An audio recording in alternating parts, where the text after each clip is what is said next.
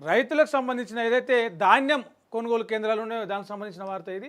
5 కేజీల తరుగు తీస్తేనే సీఎం మారేస్తాం, తాలు తూకం వేస్తే మిల్లులకు తీసుకుపోమని చెప్పేసి ఎవరైతే ఈ మిల్లర్లు ఉన్నారో మేము నష్టపోతున్నాం, నూకగా మారిపోతుంది ఆ వడ్లన్నీ కూడా అని చెప్పేసి ఉన్నారు. తరుగు తీస్తే మేము ప్రైవేట్కి అమ్ముకుంటాం, మీకు అమ్మమని చెప్పేసి ఇటు రైతులు పట్టుబట్టారు. ఒకసారి ఆ డీటెయిల్స్ చూద్దాం. ధాన్యం కొనుగోలు కేంద్రాల్లో తాలు తరుగు తీసి తూకం వేసిన వాటినే సీఎంఆర్కు తరలిస్తామని మిల్లర్లు చెప్తున్నట్టు తెలిసింది. ఎండిన ధాన్యం పెద్ద మొత్తంలో కేంద్రాలకు రావడంతో తాలు లేకుండా ఉన్నదాన్ని మాత్రమే కాంటాకు వేయాలని సూచనలు చేసినట్టు సమాచారం. నేరుగా తూకం వేస్తే బస్తాకు 5 నుంచి 6 కిలోల తరుగు కింద కోత పెట్టాలని, లేకుంటే ధాన్యం తీసుకెళ్లమని చెబుతున్నట్టు ప్రచారం జరుగుతున్నది. రైతుల నుంచి ధాన్యం సేకరణ సమయంలో ఎలాంటి తరుగు తీయొద్దని మంత్రులు, కలెక్టర్లు, పౌర సరఫరా అధికారులు అయితే చెప్తున్నా కూడా మిల్లర్లు మాత్రం ఒక బస్తాకి 5 నుంచి 6 కిలోల తరుగు తీస్తే ఎంత 90 కిలోలు, 96 కిలోలు, 94 కిలోలు, 97 కిలోలు, ఇట్లా ఒక 90, 95, 93, 94 కిలోలు జోక్తారు. అంటే దానివల్ల వాళ్ళు మిల్లర్లు చెప్తున్న వాదన ఏంటంటే తరుగు తీసేయకపోతే లాస్ వస్తూ ఉన్నది, అందులో ఉండేటువంటి ఏదైతే ఉందో నూక ఎక్కువ పెరిగిపోతూ ఉన్నది, దానివల్ల మార్కెట్లో రేటు పడిపోతుంది అని చెప్పేసి. క్వింటాల్ ధాన్యం తీసుకెళ్తే 67 కిలోల బియ్యాన్ని లెవీగా వేయాల్సి ఉంటుంది. అయితే ఈ సీజన్లో పండిన ధాన్యాన్ని సీఎంఆర్ చేస్తే 60 కిలోలు మాత్రమే. అంటే 100 కిలోల వడ్ల బస్తా కాంటకేస్తే మిల్లర్లు ఏం చేయాలి, 67 కిలోల దీనికి సంబంధించిన బియ్యము లేవిగా తిరిగి రైతులకు ఇవ్వాలి. కానీ 67 కిలోలు కాకుండా 60 కిలోలు, అంటే 7 కిలోలు తక్కువగా ఇస్తూ ఉన్నారు.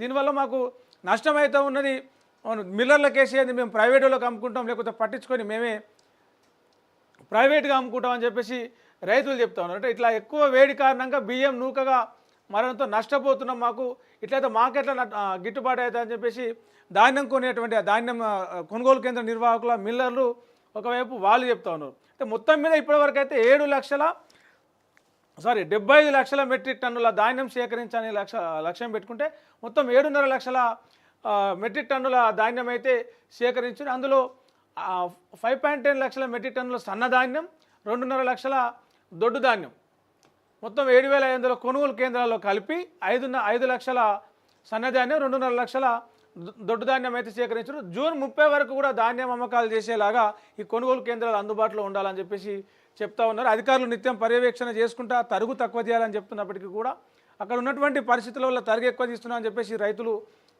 మన మిల్లర్లు, కొనుగోలుదారు వాళ్ళు చెప్తా ఉన్నారు. గన్ని బ్యాగుల కొరత కూడా ఉంది, బస్తాలు లేకపోవడంతో తూకం వేయడానికి ఆలస్యం అవుతుంది. కుప్పలు నూర్చి గన్ని బ్యాగు లేకపోవడం వల్ల అందులో దాని ఏమంటారు బరంతి నింపి తూకం వేసే దగ్గరికి సమస్యగా మారుతుంది. గన్ని బ్యాగులు ఉంటే వీళ్ళంత త్వరగా తూకం వేస్తాము.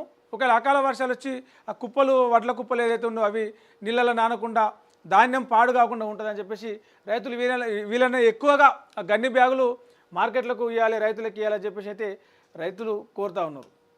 ఇట్లనే కొర్రీలు పెట్టి మిల్లర్లు చెప్పినట్టు తరుగు ఎక్కువ తీసి బస్తాకు 5 కిలోలు తీస్తే మేము ప్రైవేట్ రైతులకు అమ్ముకుంటాం, ట్రాక్టర్లు డీసీఎం ద్వారా తీసుకొస్తే గుట్టుగా వే బ్రిడ్జి వద్దనే కోత పడుతుందని చెప్పేసి మళ్ళీ వే బ్రిడ్జి కాడ కొంత కోత తీస్తారు, కొనుగోలు కేంద్రాల తరుగు తీస్తా, మిగిలేదు ఏం లేదని చెప్పేసి రైతులు పాపం ఆవేదన వ్యక్తం చేస్తూ ఉన్నారు. అంటే ఎంత ధరకు అమ్మాలి, ఎంత కోత పెట్టాలి అంతా కూడా బయట వాళ్ళే డిసైడ్ చేస్తారు.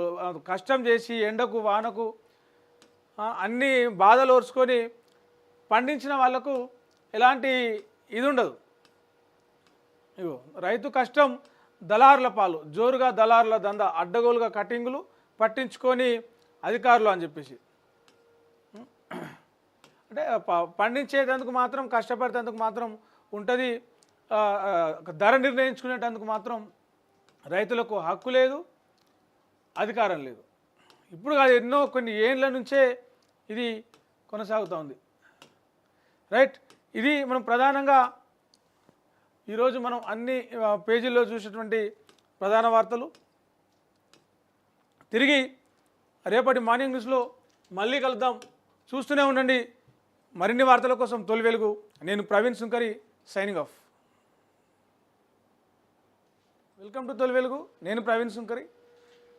ఈరోజు రాష్ట్రం అంతా కూడా వరంగల్ వైపే చూస్తాం.